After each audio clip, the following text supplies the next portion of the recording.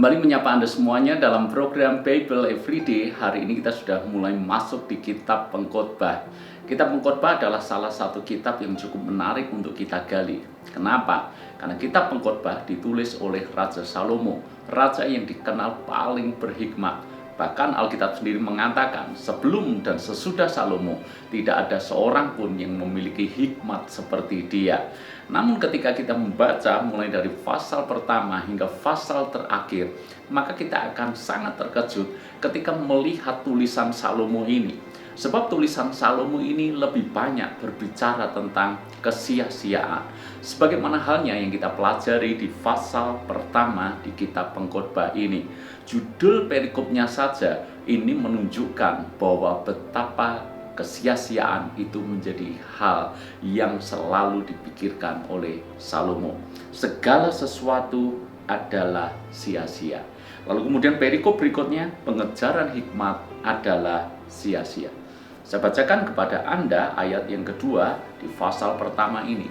Kesia-siaan belaka, kata pengkhotbah, kesia-siaan belaka. Segala sesuatu adalah sia-sia. Kata sia-sia diulang berulang kali. Bahkan kalau kita membaca di pasal-pasal berikutnya, kalimat atau kata yang paling sering muncul adalah sia-sia. Ayat yang ketiga dikatakan, apa gunanya manusia berusaha dengan jerih payah di bawah matahari? Lalu kemudian kalau saya lanjutkan di ayat yang ke-14 dikatakan, aku telah melihat segala perbuatan yang dilakukan orang di bawah matahari, tetapi lihatlah, segala sesuatu adalah kesia-siaan dan usaha menjaring angin. Apa maksud daripada perkataan Salomo ini?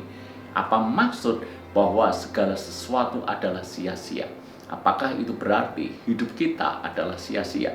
Apakah itu berarti waktu yang kita jalani, segala sesuatu tentang hidup kita adalah sia-sia? Apakah itu berarti hidup ini tidak berguna? Apakah itu berarti hidup ini tidak ada faedah dan tidak ada artinya sama sekali? Tentu saja kita harus memahami kata sia-sia ini dalam perspektif yang benar.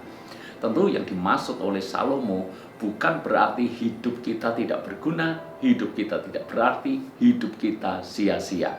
Namun yang ditekankan Salomo di dalam pasal ini adalah segala sesuatu yang ada di bawah matahari. Jerih payah di bawah matahari. Di dalam ayat 14 juga dikatakan segala perbuatan yang dilakukan di bawah matahari. Apa maksudnya? Tentu saja maksudnya di bawah matahari adalah bumi. Maka segala sesuatu yang mengandung unsur dunia itu sia-sia. Bukan dalam arti sempit bahwa hidup kita ini sia-sia. Tapi maksud daripada penulis pengkhotbah ini adalah segala sesuatu di dunia ini fana.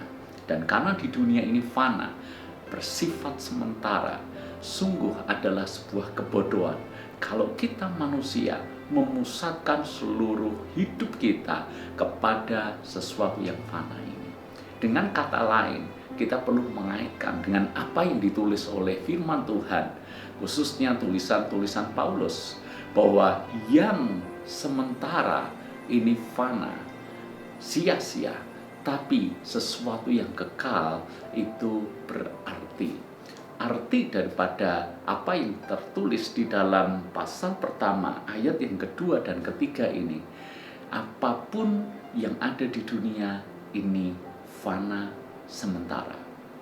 Sehingga kalau kita memfokuskan hidup kita kepada hal-hal yang sifatnya duniawi, maka itu sia-sia, sebuah kesia-siaan. Bahkan pengejaran akan hikmat sekalipun itu bisa menjadi sesuatu yang sia-sia. Kenapa? Karena apa yang di dunia itu sifatnya sementara. Karena itu orang bodoh adalah orang yang memusatkan seluruh energi, pikiran, perhatian, seluruh hidupnya hanya memikirkan apa yang ada di dunia ini. Padahal kalau kita bandingkan, dunia yang sementara ini tidak ada artinya dibandingkan di waktu kekekalan nanti. Kalau kita menulis, usia manusia itu paling banyak 70, kalau kuat 80.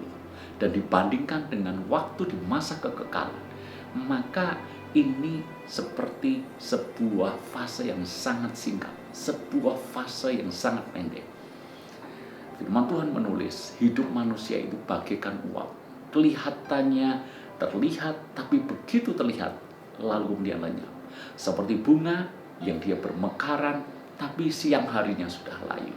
Seperti rumput yang pagi hari terlihat segar, tapi sore hari sudah kering. Betapa fana singkatnya.